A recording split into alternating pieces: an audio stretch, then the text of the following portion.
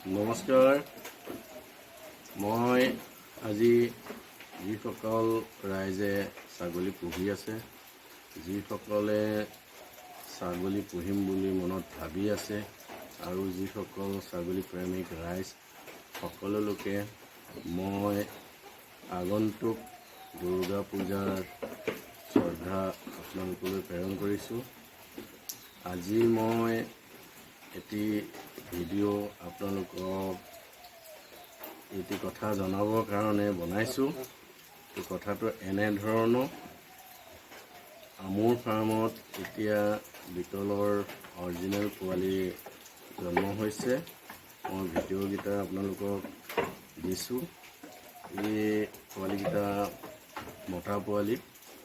সিহঁতে ধৰক এতিয়া বৰ্তমান সিহঁতৰ বয়স 2 সপ্তাহমান হৈছে আৰু ভৱিষ্যতলৈ কোনোবা ব্যক্তিয়ে যদি মনত বিচাৰে তেখেতসকলৰ ব্ৰীডৰ কাৰণে পাঠাৰ প্ৰয়োজন হ'ব, তেখেতসকলে মোৰ লগত যোগাযোগ কৰিব পাৰিব, এডভান্স বুকিং কৰিব পাৰিব আৰু ঠিক যেনে 3-4 মাহৰ পিছত গাখীৰ এৰাৰ পিছত পোৱালিটো তেখেতসকলে লৈ যাব পাৰিব।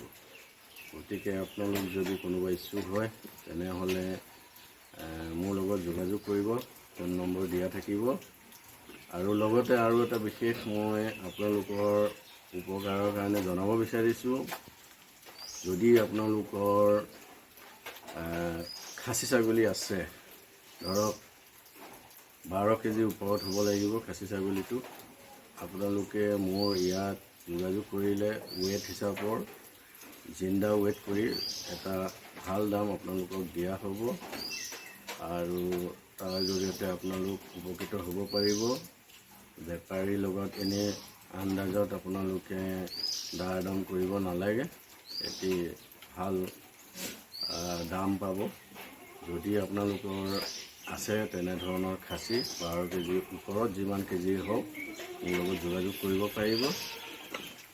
বিশেষকৈ মই হ'লোঁ নগাঁও জিলাৰ এই শিঙীয়াপুটনি অঞ্চলৰ।